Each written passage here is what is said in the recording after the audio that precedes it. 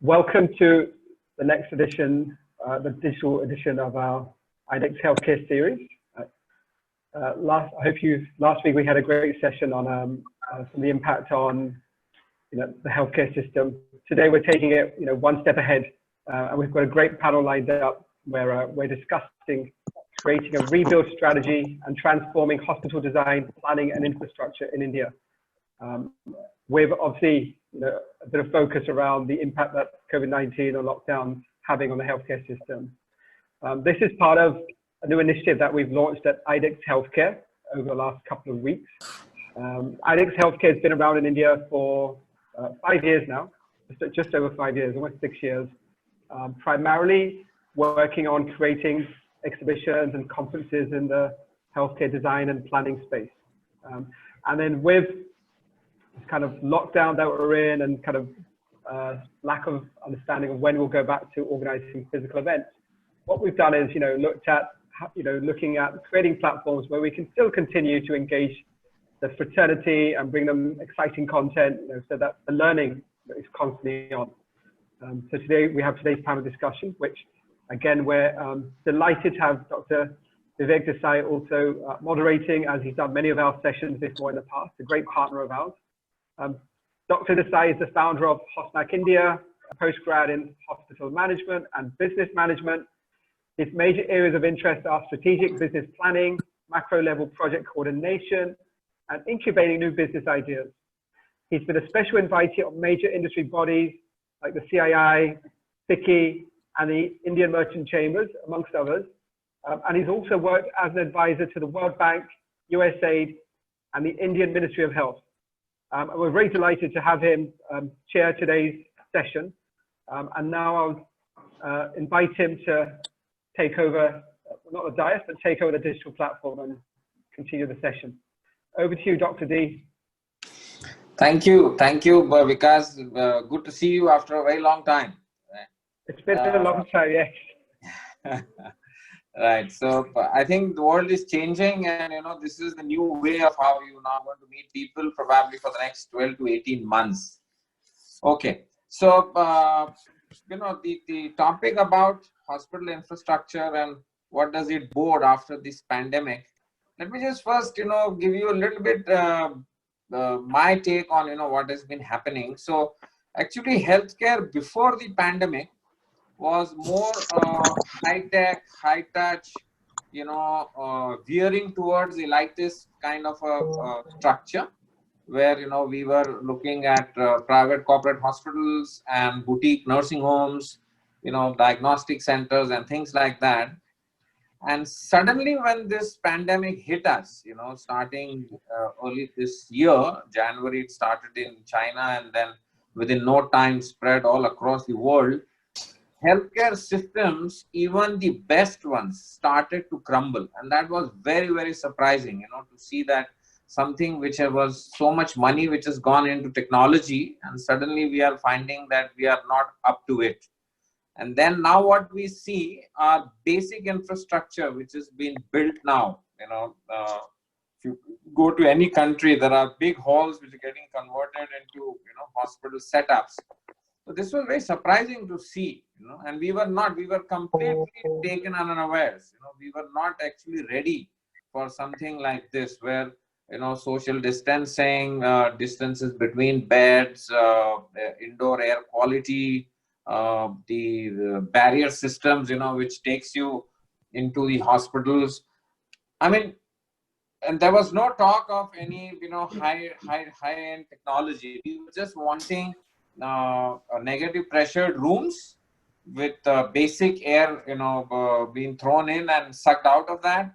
And at best, the technology which was highest end was ventilator support. The rest was completely something which can be done in a big hall.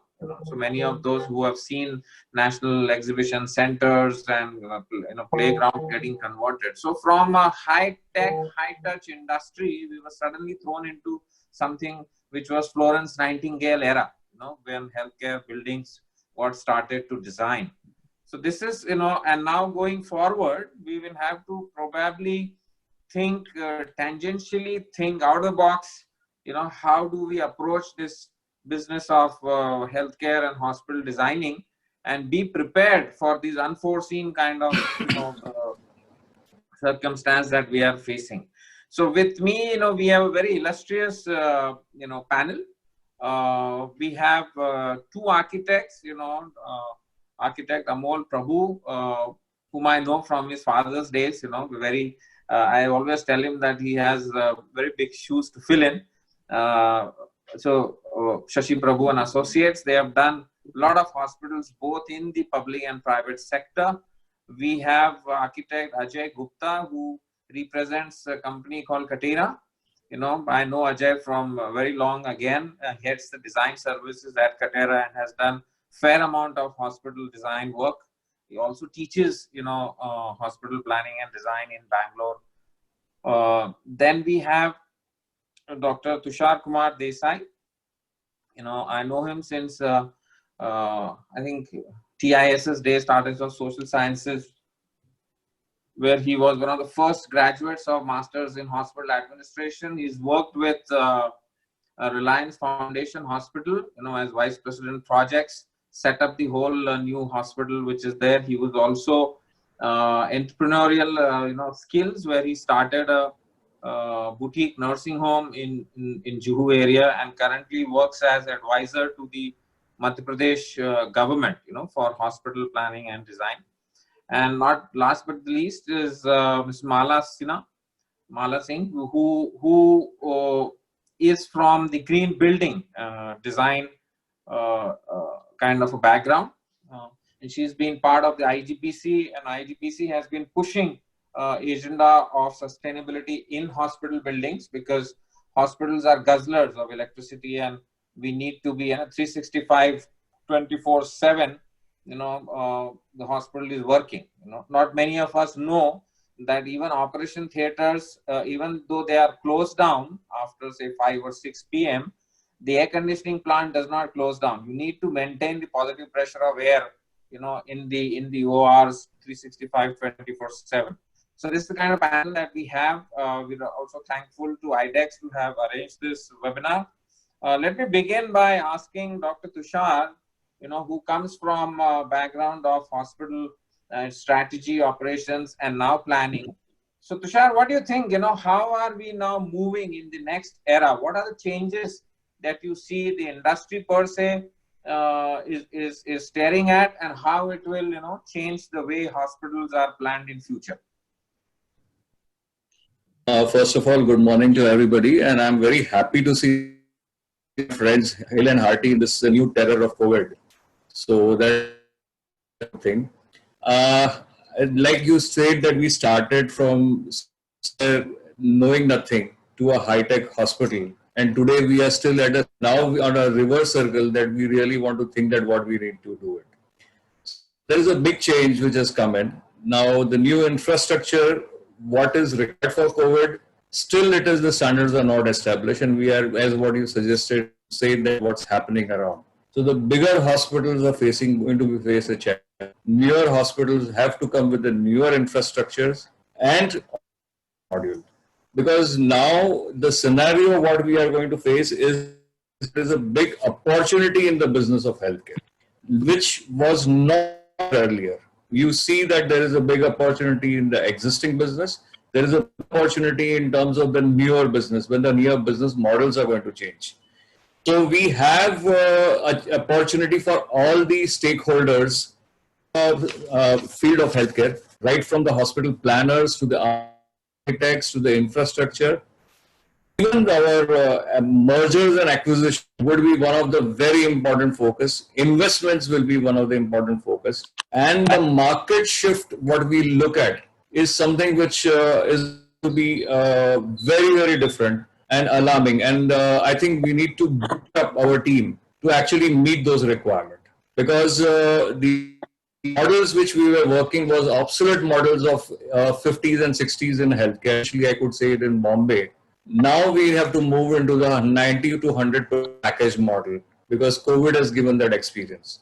The reforms which the governments have taken in, and the GST reform, which was the latest one yesterday, hospitals, healthcare were actually exempted GST, I do not see far off that hospital and healthcare will be part of GST. So how are you going to combat, and we cannot charge that to the patient? So how are we going to build in the cost? These are all the elements which are going to come in. China is, we have to look at Indian scenario of manufacturing, and also there will be certain cost elements which we need to focus. More so now for business, when I'm getting a patient in my hospital. I was, and I think Vivek, we had discussed that we are recession-free industry. But sorry, quote unquote, after demonetization, I started feeling the heat. And now the reality is that we have to see what's going to happen with the economic change. Even high tech, but we need to bring in the lower cost. So we need to work on the overall a very different perspective. Bring in what is going to think about the West, but Indianize it. That's what is going to be the challenge to us. The pattern of what the patient wants won't change the patient who are paying patients, but definitely they will require more of a security. So this is something which I personally feel about it. We can address point, because it's a big topic. We can address point by point. I think Vivek, you can actually moderate and take up in every subsections of that. Sure. Let me go to architect Amol. So Amol, you have been in architecture. It runs in your genes, right? So what do you think? How are hospitals now going to face this kind of a challenge? What is it that in terms of hospital design you foresee changes coming in? What's the way that an architect will have to think in future? Good morning, doctor. Good morning, everybody. Thank you for having me over. So very interesting thing, doctor. Before COVID, there was a need for hospitals to be built, but there was no urgency. After COVID, there seemed to be urgency in the beginning of the COVID, and now people are confused. They are not really sure what COVID is and what is the impact going to be, because a lot of things changed. Healthcare for 90% of Indians, they had no idea what healthcare was because nobody had seen the inside of hospitals. But after COVID, they are starting to realize that I could be actually the real person getting into the hospital. This is from the public sector. From the institutional point of view, what we are seeing is that institutions are very concerned as well. Like Tushar said, planning standards, one bit. But one of the biggest things that many of the institutions are realizing, that after putting a hospital, where is the support system to the hospital? Right now, I'm looking at several of my clients where they're in fact saying that they may have free beds available, but they don't have the support infrastructure to support it. They may not have equipment, they may not have staff, they may not have nurses, they may not have doctors, they may not have technicians. So that is another problem that we are seeing right now, where we feel that hospital alone may not be adequate to an infrastructure to be put in, but maybe the peripherals have to be added with the hospital as well, which is the support staff and and nursing and the technicians and all those people. And that's what we are seeing as a trend, that clients are really confused that putting a hospital alone may not be adequate. You'd have to look at the bigger picture. But are you, Amol, looking at some other things, or Tushar can also probably add to that, looking at some technology interventions which may come in, like, telemedicine or robotics or artificial intelligence put to use? Because this human resource problem is going to be there.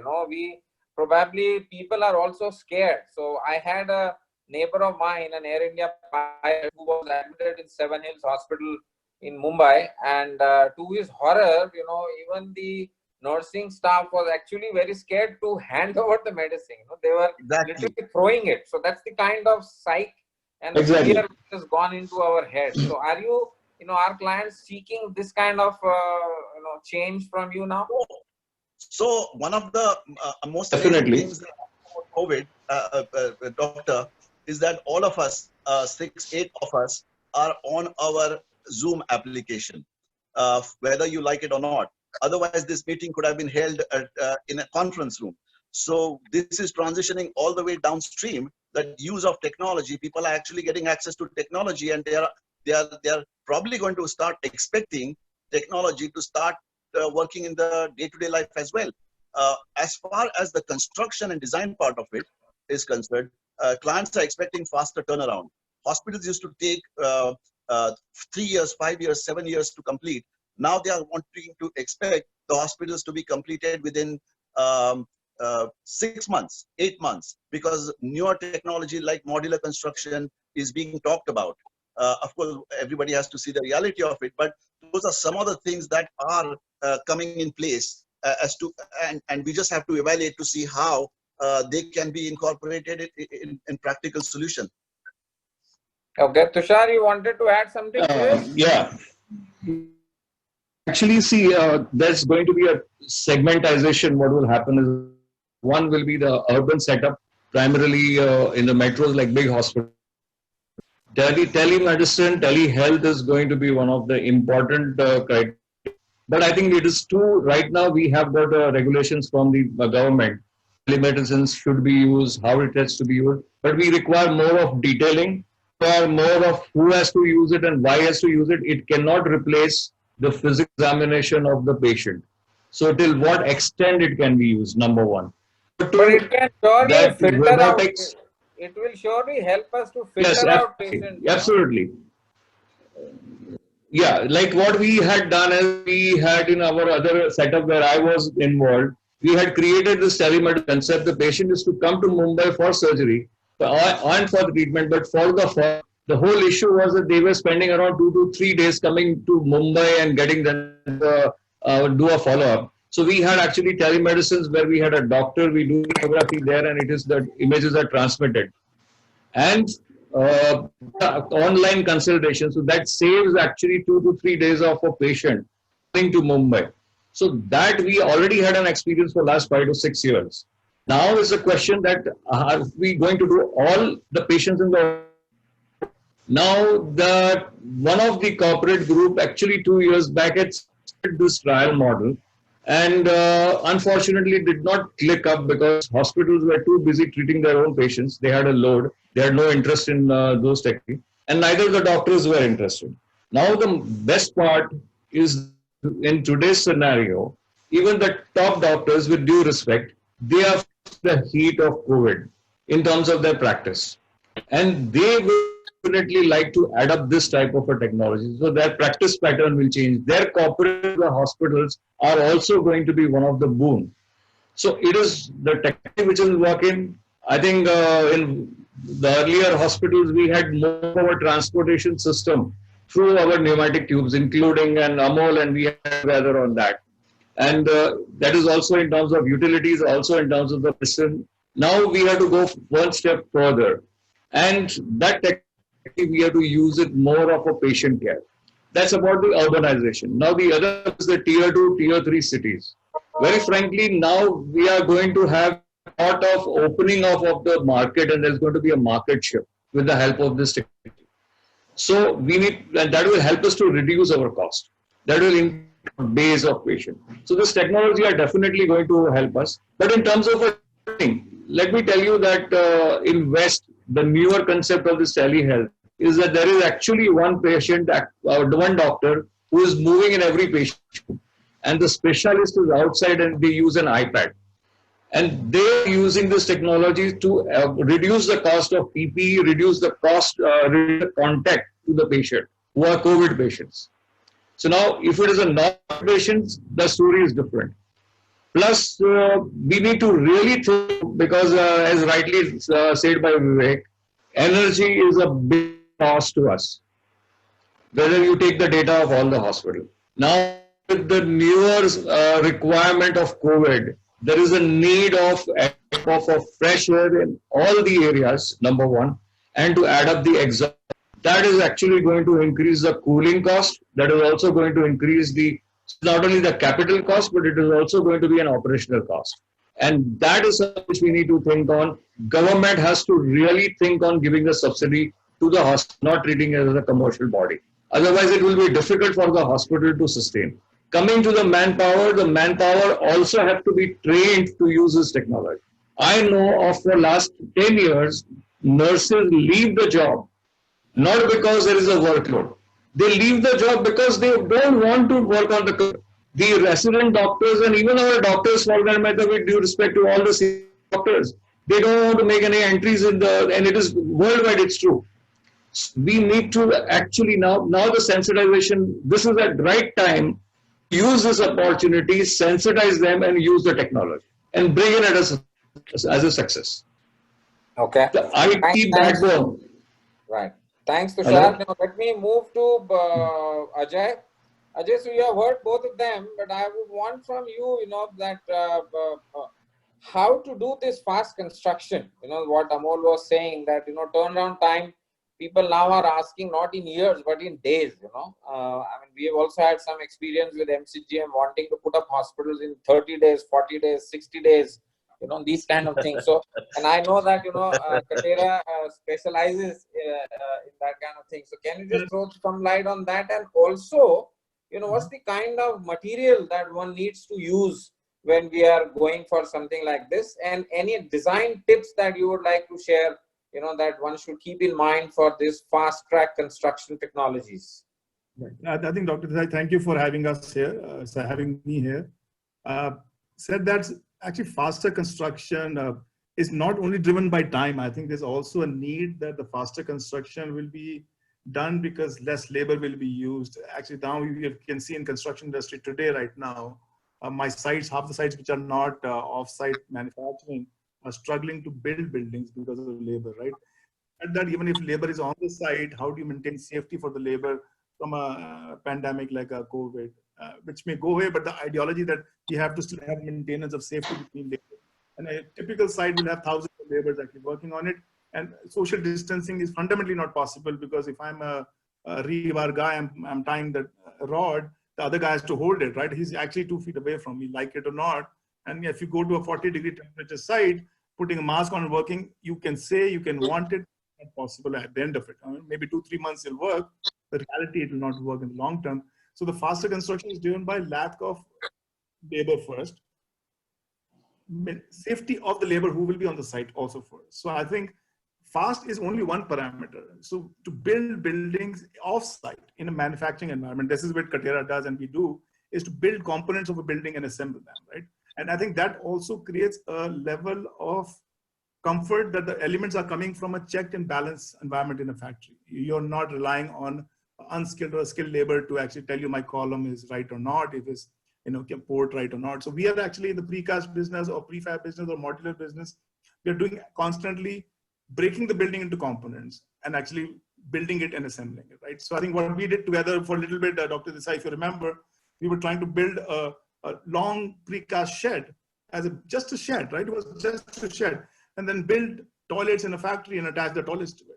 So for a faster construction, and maybe even have the opportunity to build an isolation room in the factory and actually just pop the isolation room on the inside the building. So the idea is, I would not even say material is the only thing. Precast is obviously one of the biggest material we use, but we are also doing modular toilets, modular rooms, whatever we need, which are pre-hooked up with services, finishes from a factory setup, and they're actually installed on the site. What it also helps is, it also helps in another layer actually. It also helps in an infection control layer that your tiles are laid out with the right amount of attitude and precision rather than a labor laying on your tile there, or even a hot seam vinyl flooring. That's factory controlled. So the more we can actually build the modules off-site with finishes on it, I think that is a success for any building.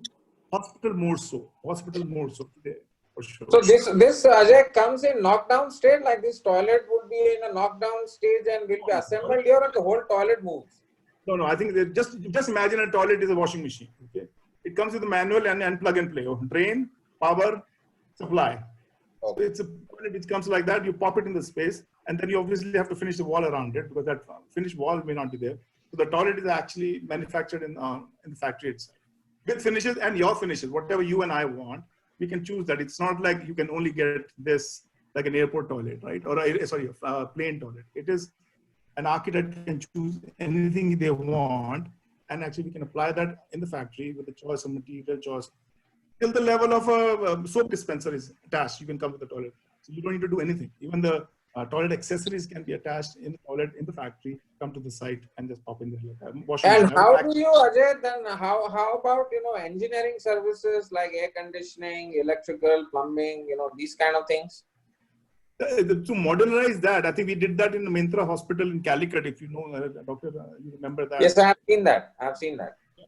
What we did was we tried to modularize that MEP there itself. So if you think of a 8-feet corridor, which is 2.4-meter corridor in a typical hospital, the surfaces of the ceiling were broken down to 6 meters, and they were actually built offside the 6-meter surfaces in a galvanized frame. And they came there and they were pinched there out from 6 meters to 6 meters. So actually nobody was laying pipes through and through. We were actually getting 6-meter module of a galvanized frame with fire protection, cable tray, ductwork, all that coming in through, and then actually placing and pinching them. Before commissioning, you'll pinch them and commission, and then commission. That helps a lot also. It's actually, to be very frank, the whole modularization idea, Doctor, is to pre-commit first. As architects, I'm sure Amol will echo what I'm saying. As client stakeholders, we don't commit that this is what I want. We don't conclude, let's not say commit, I say conclude. So I think we have to start committing and concluding on paper and actually going far in 6 months or 4 months and 3 months building hospitals. But this would need immense amount of coordination, no, Ajay? This may need a tremendous amount of coordination. How do you manage to do that? I think, let's take services as an example. This is all drawn in BIM in LOD 500 level. If you, I'm not sure. So we have drawn. So can you just, for the audience sake, BIM, some of them are architects, some of them may not be. So what is BIM actually? Can you just, elaborate on that? Information modeling, which is the actually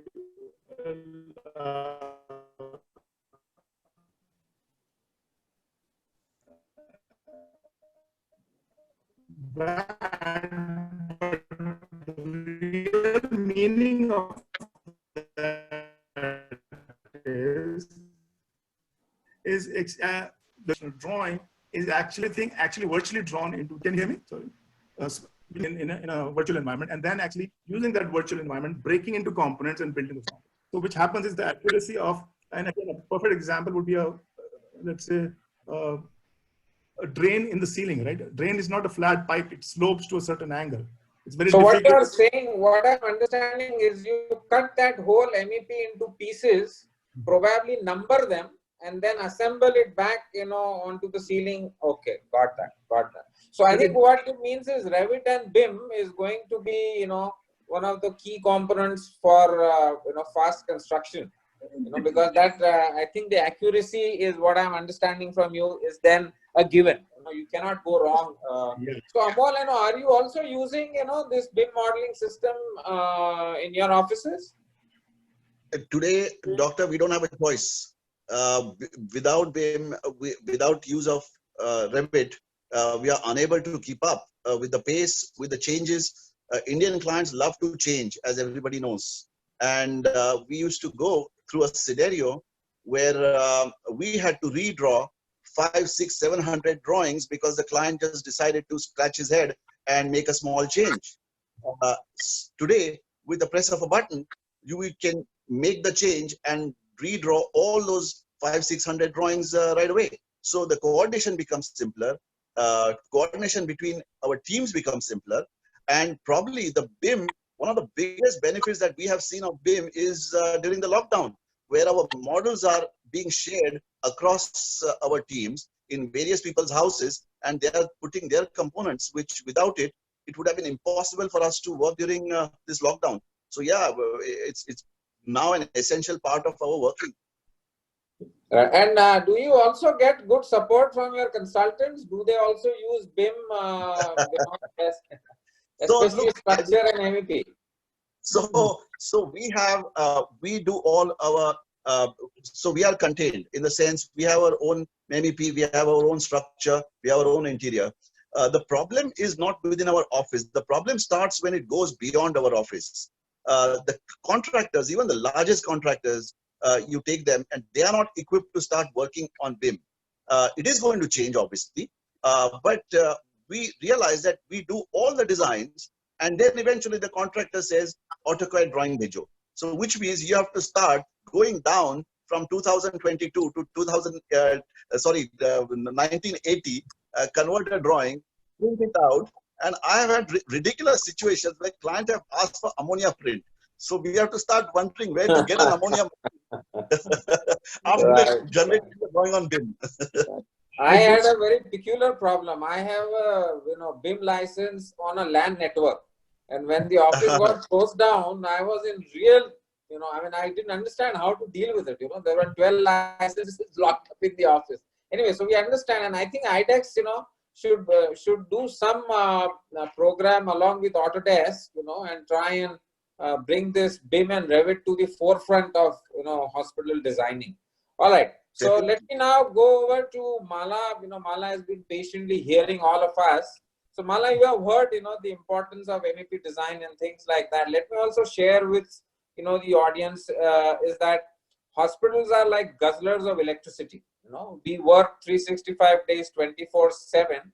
And once we did a survey for CII, I think it was about 6-7 years ago. At that point in time, hospitals were spending almost about 600 rupees per bed per day as electricity cost alone, So that's the kind of, so you can imagine someone like say Hinduja Hospital or any of these big ones, Fortises or Apollos, which are 300, 500 bed hospitals, what's the kind of money that they are spending, electricity bills going through the roof. And there is no subsidy for electricity, as far as the government goes. It's charged on commercial basis for hospitals. Most of them are commercial organizations, So with that as a background, what should we do in terms of building sustainable and green hospitals? Since you have been part of IGBC, can you share any experiences with healthcare? I know that you have done fair amount of All India Institute of Medical Sciences, as a green consultant. So can you share some of those, thoughts and some of those practices that you have been using? Mala? Yes. Am I audible? Hello? Yes. Yeah. Yes. So thank you, Dr. Desai. First of all, I would like to thank you, IDEX Healthcare, for inviting me here. And I was listening patiently, all the previous panelists. I think you solved my problem because each one of you just mentioned one very, very important point, and I picked everything. And I was just thinking, because once I took entire essence of whatever you have concluded, each of you. So I think this is the high time in this particular COVID-19 challenge where we need a green and sustainable healthcare facilities. Because we can't think now conventional, we can't design conventional, and even we can't operate the existing facilities also with a conventional approach. Hello? Yeah. So as you said, IGBC, because I represent as a board member of Indian Green Building Council, as well as I'm vice chair for Mumbai. So in IGBC, I think this particular challenge was thought upon in 2016. And there was a special standard which was developed for the healthcare sector, which we call IGBC healthcare rating system. And that covers your not only the new buildings, new healthcare facilities, but also the existing as well. And as you said that, because your question was very specific to energy only, but when we look into the design aspects, we look into the operation aspects, we talk about holistically, energy, water, waste, material, products, and health and well-being also. So it's a very holistic approach when we say green and sustainable. So energy is a major guzzler because specifically to healthcare sector, as we know that energy is on the highest priority because energy is the, I would say the big guzzler in the healthcare sector. And I'll tell you frankly, when we look into the green building standards, design efficiency plays a very, very important role. Because your 20 to 30% energy, you can just, I would say, control and monitor by designing an efficient design. You can look into the passive approach. You can look into the architectural aspects in such a way by designing an optimized building envelope. You can select, materials and technologies which are the best specifications and suited to your healthcare facility and can save the energy also. So my point is here that to achieve energy efficiency, one is the design interventions plays a lot of a big role. And apart from that, technology intervention like the equipment you are using in the hospital, in the process loads and non-process loads, both I'm talking about. When I'm talking about process loads, there means I'm talking about the hospital equipments which are supporting your entire infrastructure. So you need to look into the specifications of those process loads and equipment specifications, as well as when you design building and you install basic equipments of the hospital like lighting, your air conditioning system, your I would say your all miscellaneous equipments, which are supporting your entire infrastructure of the facility. If you understand the specifications like ASHRAE, ISHRAE, ECBC, there are so many standards in the country for energy efficiency achievement, which could be used in the building design itself. When you are selecting the technologies, that can be looked upon, and then you can do the commissioning, entire, the commissioning process by validating all those specifications. So by these means, you could really understand the overall building performance, energy performance, whether how much you are saving through design interventions and how much energy you are saving through the technology interventions, through process and non-process loads both. And apart from that, can you tell us that how much importance would you lay, A, to design, B, to technology? Yes. Yeah. Coming to particularly, the hospital design, because there are two approaches which we really follow in our projects. One is the new projects when you build new. So you have a lot, because your 30-40% problem is solved because you can integrate all the elements in the designing and planning itself, which can control your energy usages. You can look into building automation. You can understand your measurement and can you give us 2 or 3 tips about design? Yes, what I'm giving you. Mind. Yeah. So in the designing, we do like energy modeling and simulation, which is again a software technology we use in the designing, and where we understand the entire building envelope. We understand its wall and window ratio. We understand its glazing specification. Orientation really matters there. So we do all, sun path analysis, shadow analysis. So we look into the entire integration of entire your climatology, and we understand where I'm building that project, in what climate I'm doing that. So we do the optimization of building envelope in such a way so that minimum, heat gain we can reduce, as well as we can optimize and enhance the daylighting also. So when you optimize the daylighting, so what happens? It affects your energy efficiency. And here lighting design also plays a very, very important role. And especially in the hospital design, not only the energy, but it also have the effect on human health also. Because nowadays, there's a lighting design is very, very important in the building automation.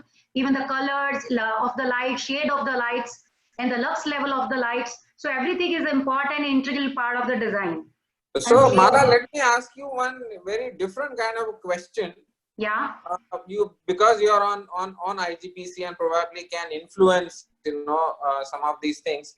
Do you think that, it is possible for agencies like IGBC to do some lobbying with the government and say that if we are a green building, you may probably make it silver, gold, and platinum, whichever way you look at it, and then give us some rebate on electricity tariffs? Is there some move like that? Yeah, let me tell you, in IGBC, we are very much, connected with the government in these particular issues.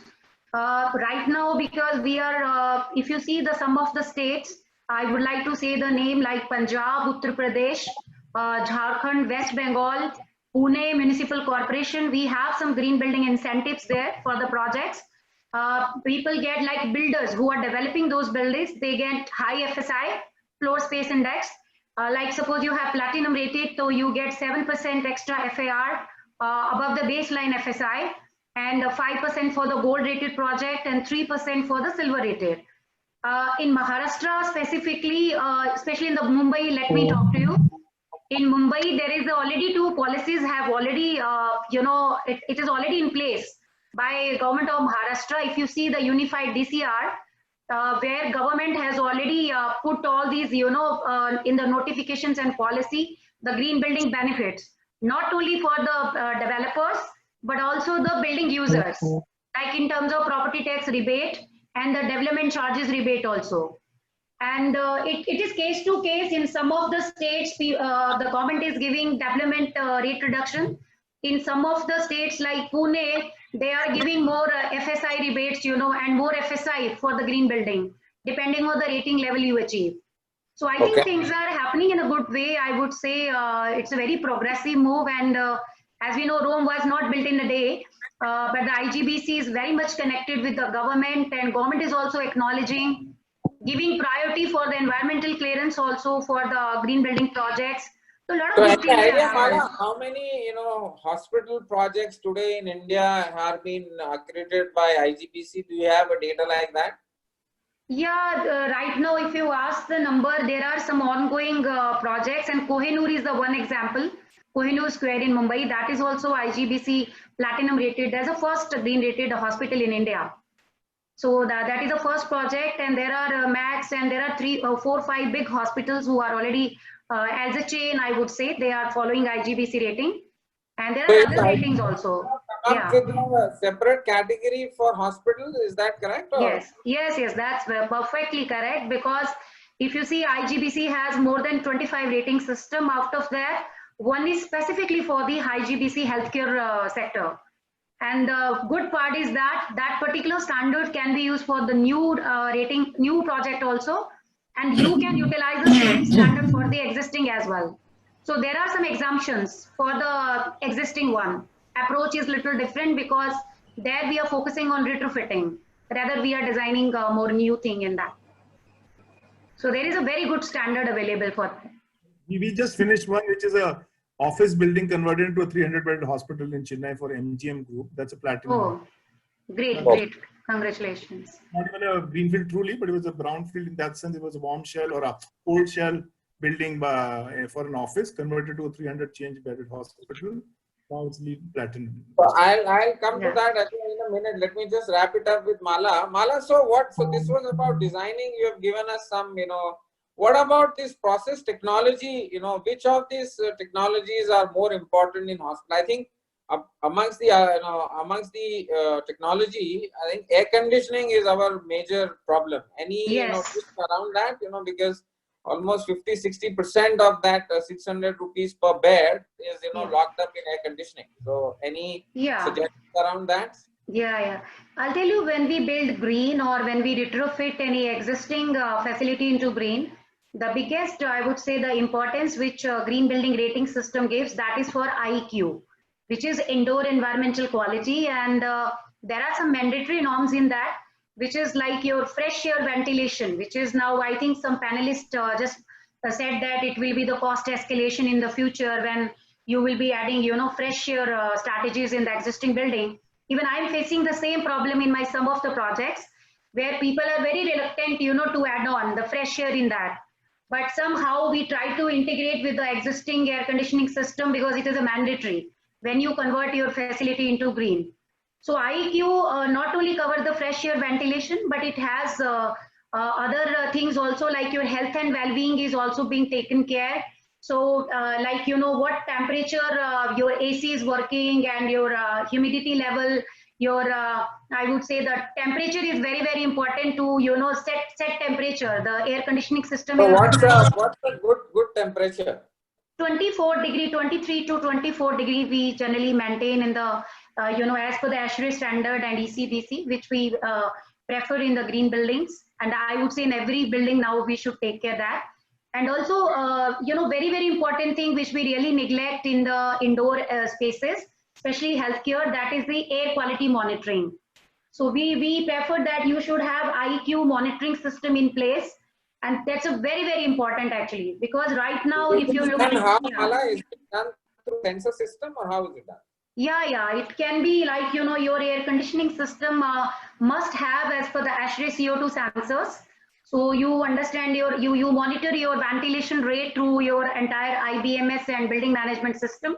And you also understand the, like your carbon dioxide level, your what do you call that, particulate matter, PM, 2.5 PM. And you also understand your VOC, because volatile organic compound is very, very important to know those emissions also.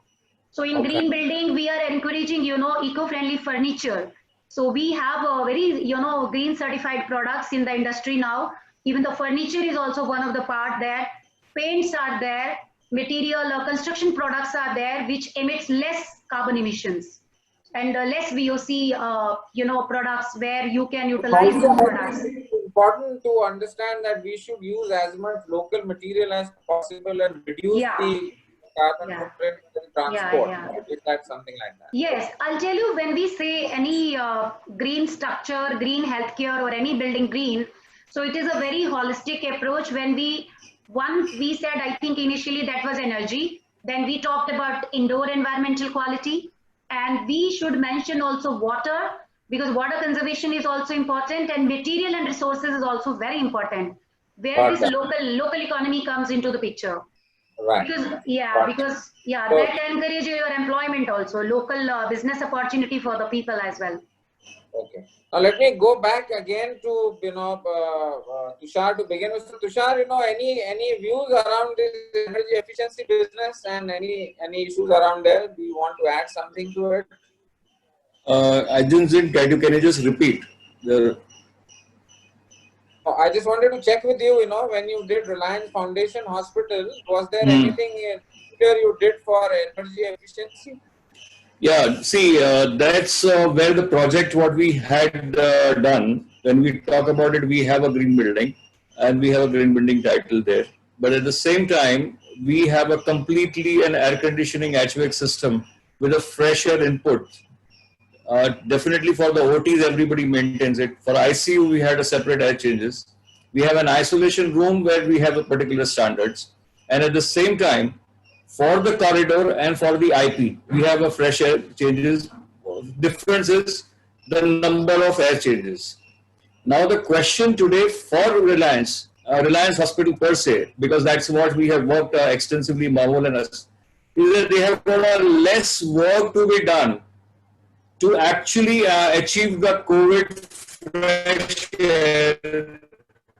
Because what we need to do is that the number of fresh air, even in the lobby, is almost around 5. And you have to install an UV light. UV lights are not permissible in the other normal room. So the cost in Reliance is definitely going to be lesser. But this is going to be the challenge for the existing hospitals, which are already in the city and which are almost around 20-30 years old. So, and the newer small... At the same time, I'd like to add, Mala, that I'm not saying that it's going to add a cost for the particular purpose. It's a capital cost. But my issue is what Vivek has been talking about is the operational cost of an electricity. Giving me an FSI is not an incentive because I have a limitation of 60 meters of a height, whether I do it in Mumbai or if I do it in Chennai. I cannot go beyond the 50 meters because of the National Building Code. So FSI, I may not be able to consume my 100% FSI.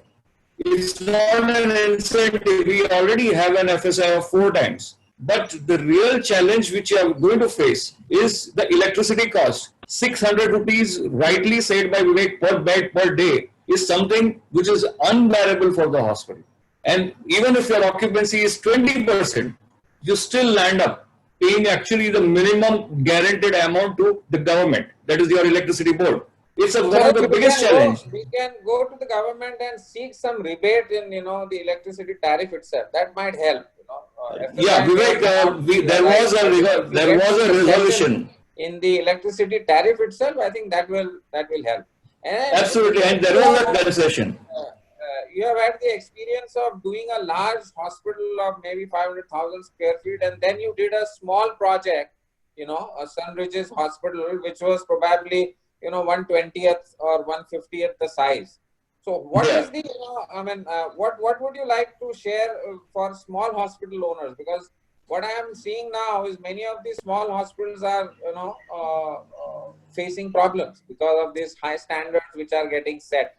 So how did you manage that in a smaller hospital? See, it's only an attitude. It's only an attitude which is important. It's not the cost. And your cost can always come down when you are actually rightly planning the spaces. Yes, the biggest cost which we normally incur there is again the electricity, which is a big burden. And that is something which, and my experience is, the centralized AC system with a VRV probably is good when your occupancy levels are very high. Say you are 100 bed and above. And if your VRV system or a central system is not workable, if you are actually having the lower number of beds. So that is where you need to take on. Operation theaters, in any case, if you are going to do a specialty surgery, you need to have your laminar flow with 20 air changes. That is given. NABH entry level had actually put up a clause that all entry level should have the laminar flow. But I think probably the associations of the nursing home and they have actually moved and they were unable to afford that part of it. So that particular part was dropped. Today, the challenge with COVID is exhaust of the room air. And that is something that has to be met with. Inter-room cross air transmission is a challenge which needs to be worked on. There in that particular setup also we had 2 air changes in every room, fresh air changes in every room. But the fact is that now there also we have to create an exhaust with an UV light. The 20 air changes in the 3 theaters are there with the AHUs. There we have to add up a fresh thing which is for 100% fresh air, which is going so to even add for your smaller hospital, you have to do all of this, huh? Even for a smaller hospital, because you have the system of that particular nature. And would earlier the doctor was a god and the patient was to go anywhere where the doctor says. Now the paying patient would say that does this have standards are available or not? Because there is a fear of COVID. Now that is going to be an important aspect, because erstwhile one of my boss had made a good amount of publicity of the infrastructure. Our take home was patients are not worried about what your infrastructure is. Patients want to know who is a doctor. Today the scenario is coming. Today the scenario is coming for we people to prove what is an infrastructure. Okay. So cost is the thing. Now coming back to the architect friends of ours. So, Ajay, you did mention about doing a 300-bed hospital in a building which was already built. Can you tell us, what are the kind of things that one should advise the client or the architects or the doctor? The audience has all kind of people here. There are some doctors as well. So what are the kind of things that one should look for when you are going to acquire or lease out a building which is already built? That's very, very interesting, Dr. Desai, and that's the need of the hour, because we want to acquire an existing building and convert it into a hospital constantly as operators. I mean, I think a lot of operators have come across. We have converted, just let me give you an example. We have converted a mall into a hospital, a mall building, mall structure into a hospital. We have converted an office building into a hospital. Some people wanted to convert a hotel, which I said no, and they actually backed out from the deal. So I think the parameters, I think Dr. Desai, you also know, the office building, although has challenges because of floor-to-floor height in the OT floor, especially because office building may not be equipped to do that. Said that office building is a large span, 10-meter, 11-meter building. The changes to bring to that is predominantly now depends on which city you're building. A ramp has to be added to that, and actually the lift core has to change for the stretcher lifts, and the stairs have to change, like because of 2-meter stair. Fundamentally, the building structure can remain as is. So office building, if you have to pick a building to convert, I would pick a cold shell office building, not even warm shell, if that would be a choice. Hotel will be the no-no for me, because hotel, as you know, hotel corridors don't sort out the width of a hospital requirement. The core is very tight, the roof is already laid out, the plumbing is already laid out. I know one of my clients wanted to actually acquire a hotel. I actually on the final day said, please don't do it. I tell you why, because nothing. So Ajay, I am going to ask you now direct questions, all right? Now, suppose if I am going to take a building, what should be the grid that, I should look for? Column grid. I mean, doctor, you know that I think medical grid is not always possible when you acquire a building. Office building will be a 10.8 to 11-meter grid because of car park. That's the reality. So that sounds okay. What should be the height that one should look for? I mean, ideally, I would have floor to floor. 4.2, but I don't think we get it all the time. Okay? I don't think we'll get 4.2 meters floor to floor all the time, especially on an OT floor for sure. So what is cutoff? What is the cutoff that you would, say that don't go below this? Office buildings typically in Bangalore, and I think a lot of places in outside Bangalore, like Chennai have done, is 4050. And I think we can do with it. 4050 would be a floor to floor height of an office building. We can actually manage to do that. Ideally, I would want to have some difference for the podium levels, but when you acquire, you don't have those luxuries. The project I'm talking about, the ground floor was actually a stilt parking. So that was converted to lobby.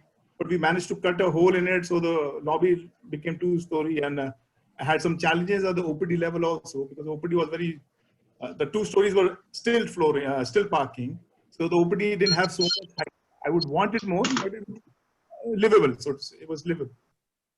Okay. But what is the column grid below which you should not opt for taking a building? So you said 10 meters is, it's music to an architect's ears, but what will be the lower end? I would not do less than 7.5 meters.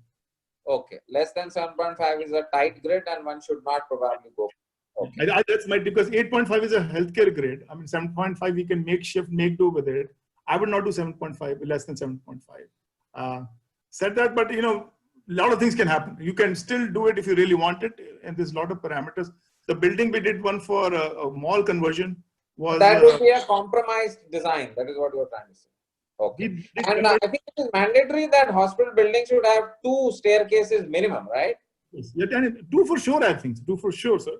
Yeah. But the width of the stair is an issue, because not all buildings are driven by 2 meters. And how much? That should be 2 meters, is that right? 2 meters. And elevator cage sizes, any I don't think, but a stretcher lift will be the requirement anyhow, and most of the office, the commercial do not have stretcher lift. So I think you need to change that, right? So that is some, okay, all right. So taking from you, I will also pose the same questions to Amol. Amol, is there anything that you would like to add to this, if you have done some building which was already existing and got converted? So, Doctor, as you know, probably you're an expert in this as well. The grid of the hospital is determined by 3 factors actually. One is the parking, because the width of the car is a constant. Second one is the operation theater, and that goes back to the fundamental basics. What kind of operation are you going to do? It's a transplant OT, it's a regular OT. You have seen operation theaters which are 8 meter by 8 meter, all the way to 5.5 meter by 5.5 meter. So, and the third one is the room. Now, unfortunately, the hospital building, just like a hotel, which is actually quite similar, the uses of the hospital are stacked. So, which means you have rooms above the operation theater, you have parking under the operation theater.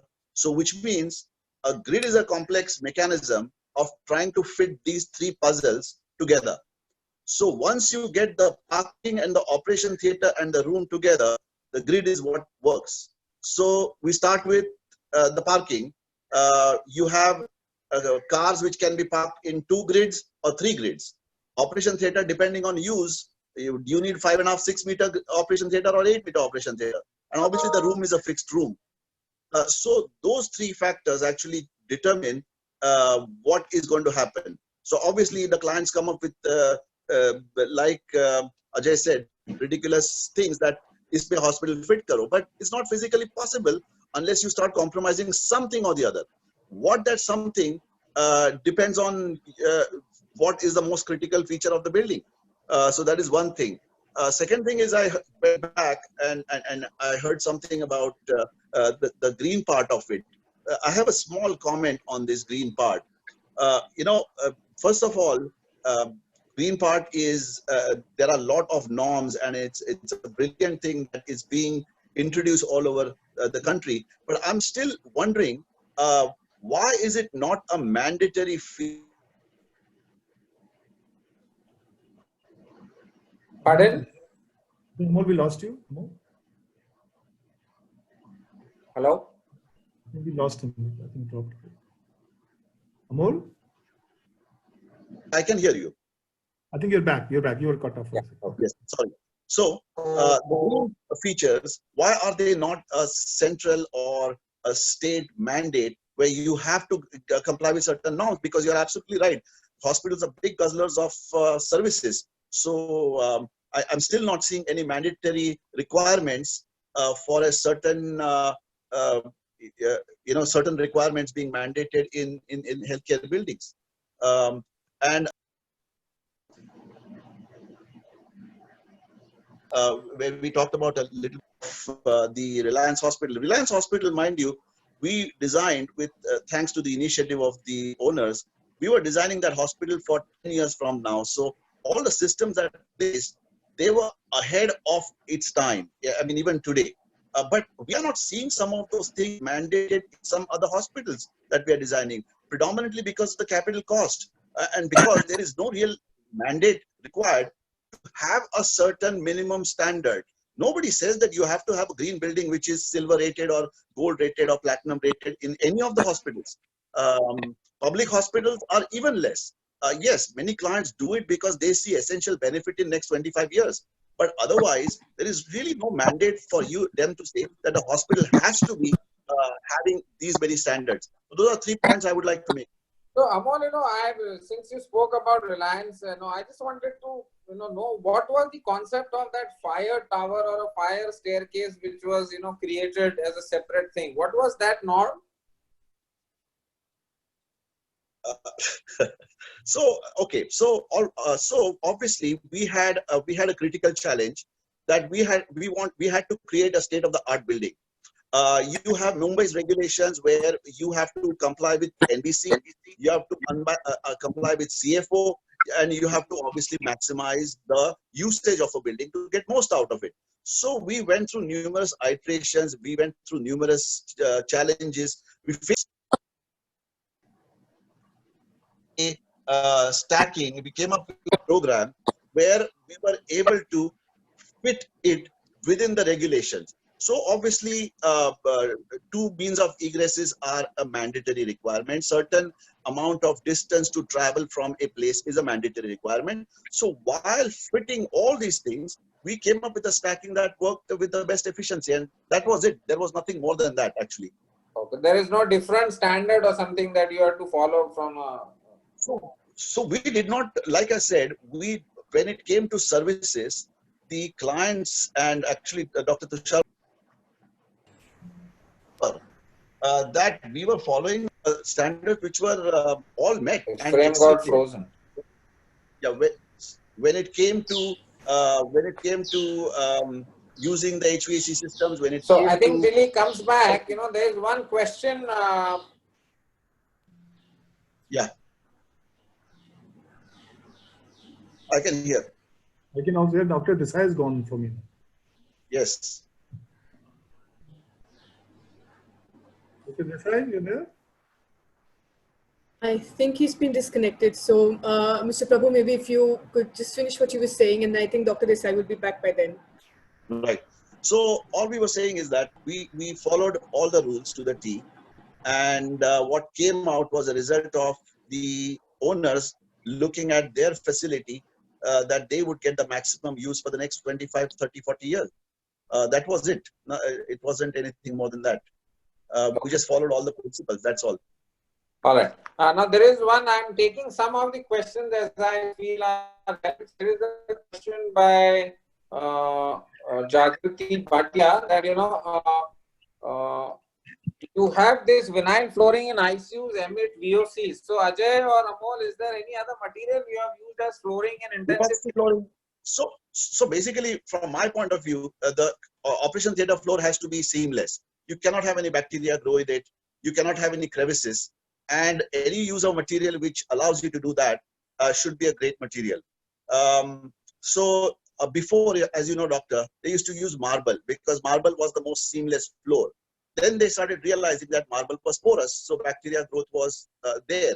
So they found out this vinyl material, which was brilliant because you could seamlessly weld vinyl to be able to get a seamless floor so that bacteria would not be there.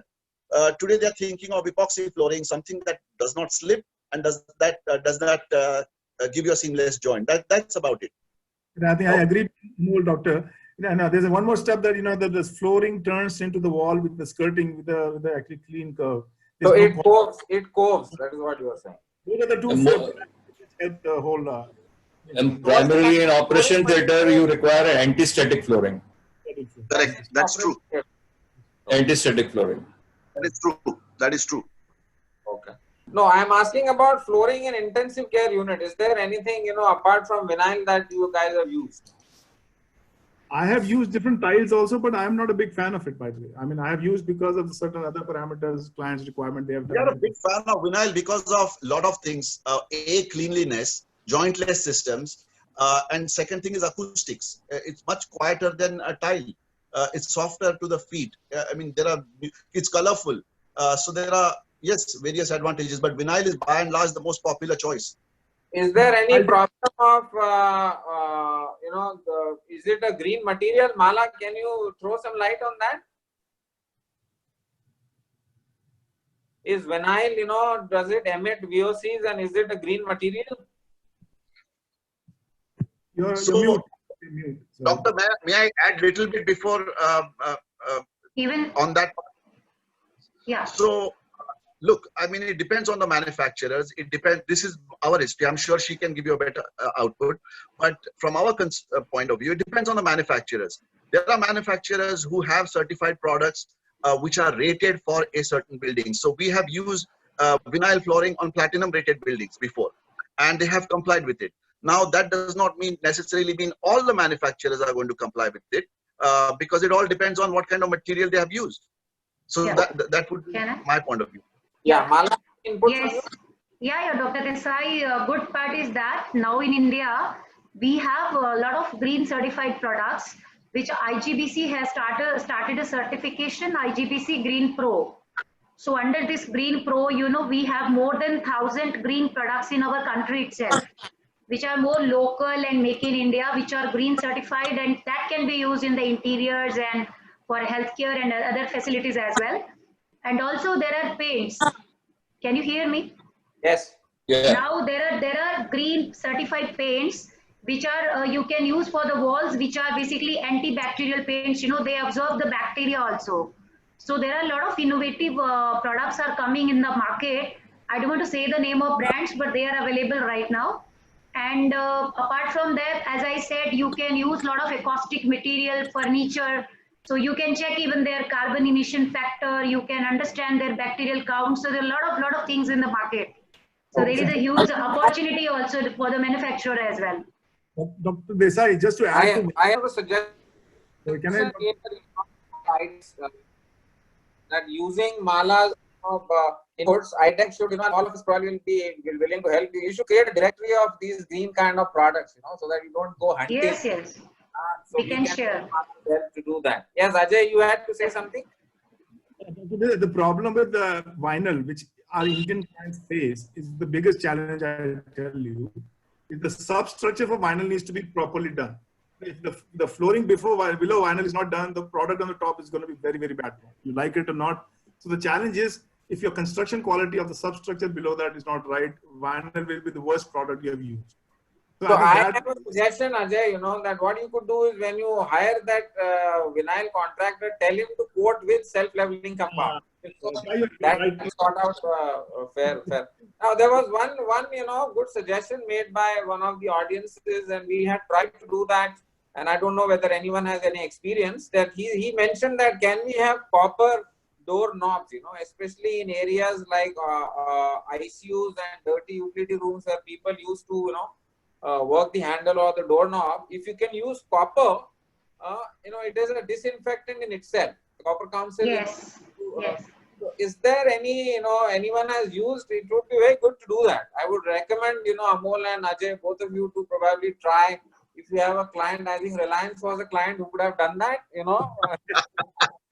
There are also the level of clients which can afford to put copper door only in select areas, where infections will create problems, like intensive care unit nosocomial, which is, inherent infection that you get after getting admitted to hospital. Those kind of material will help. So I think that was a good suggestion from the audience. It was Mr. Ashok Puri, if I'm not mistaken. Well, what is coming, I'll answer. I mean, Amol will add probably more depth to that. But what we are feeling in the last 3 months is there's actually a lot of movement, not only in knobs, even in toilet fixtures, everything, where actually the word antibacterial is even understood by anybody. This is the first time in 3 months because people are talking about it. So I think a lot of vendors are coming away with ideologies to do health faucets, taps, everything which people touch and feel and use to take it to that copper level, not copper as a material, but the ideology of the copper level. I think we are all discussing it. I think that will be the success of healthcare.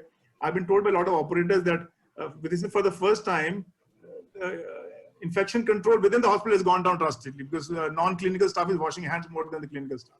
So I think that muscle memory of changing working ethics is going to help anyhow. But I think products will also start coming up with that ideology, not only as a doorknob, everything which people touch and feel and move. That is happening right now. Okay, all right.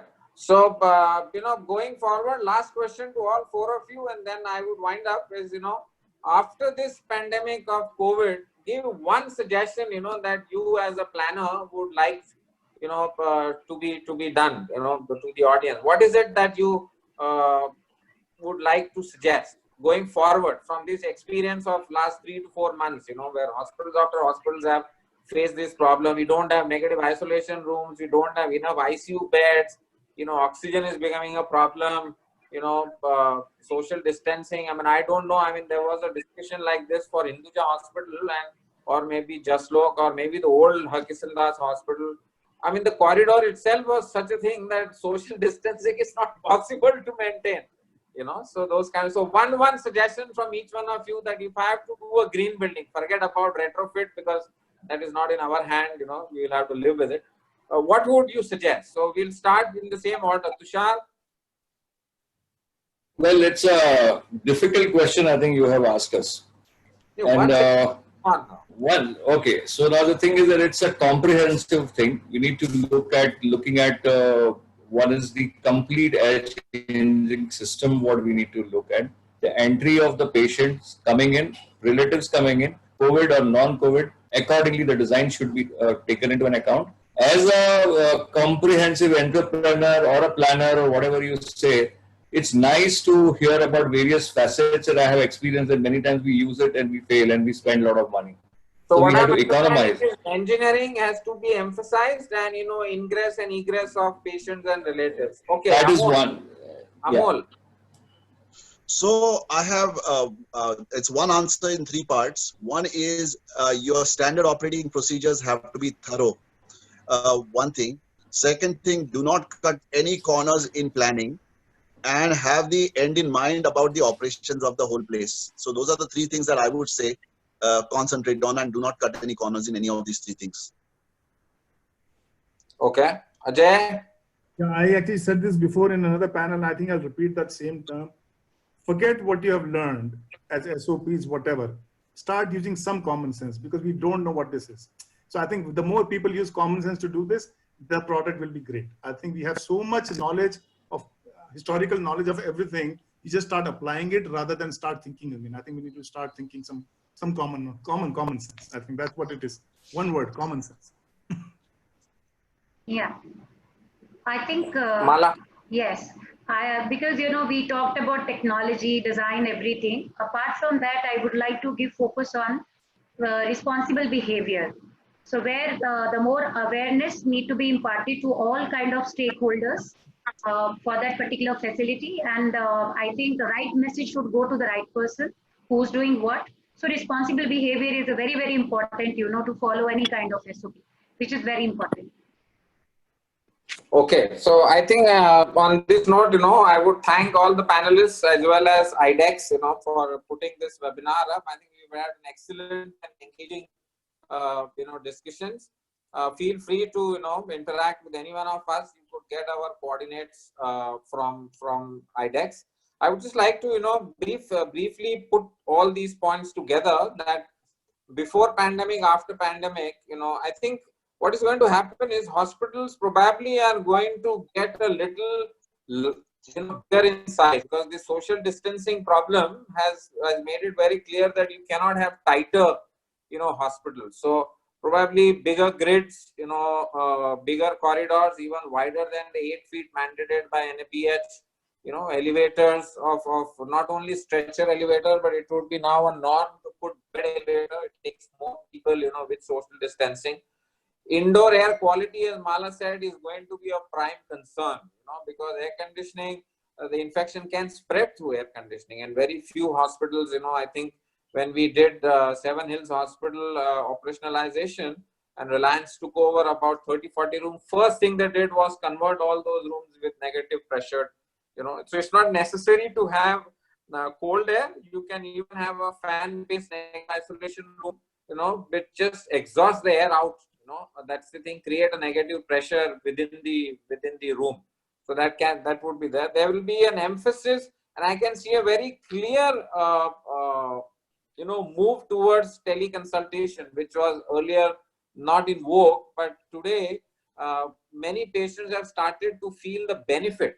You don't have to travel all the way to see the doctor. You do it with teleconsultation. Probably with time, the cost of consultation of doing like this might go down actually. The load on hospitals will probably reduce. So this ingress egress problem which is there, would go. There would be some technology interventions, robotics will come into place, or some of these hospitality type of things like delivering, meals to the patients, and, these kind of things will get done by robots. They have already been done.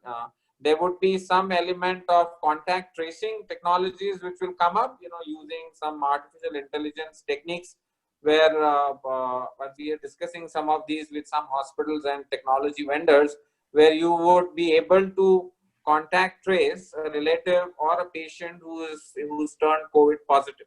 So these kind of things are going to come in and probably will become a part and parcel of how to go about designing a hospital. So like Ajay and Amol said, the grids probably are very important when you design hospitals. Nothing less than 7.5 is what I had heard Ajay saying. So that's the least grid that you could probably look at. Higher than that, always welcome. Heights are another issue which is there, and nowadays the NDMA, National Disaster Management standards, have said that you cannot probably have flat slabs for hospital buildings. So that brings the beams, kind of a little bit more down. So bigger the span, deeper the beam. So there will be some, calculation mathematics to be done, that what suits you best. So please keep that in mind. And I think with that, energy, which is going to be a key area. Everyone knows that electricity is a big cost. 3 to 4% of hospital income goes into electricity. You can imagine, someone like Medanta, kind of a thing, if his earning is about 1,000 crores, 4% is about 40 crores kind of a thing, is going into just electricity. So that is, huge cost. So you need to think green, you need to act green. If you will see on top of my head, there is a fan working, and I also have a AC on, which is on 26 degrees. So we need to be conscious self, that is how it will come. I remember HOK's country head in India, he used to stay in Powai, would cycle to his office. So that was the kind of commitment that you need to bring, to think green and to build infrastructure which is green. So last but not the least, thanks Vikas, thanks Varka for putting this up. Excellent, webinar. Thank you all.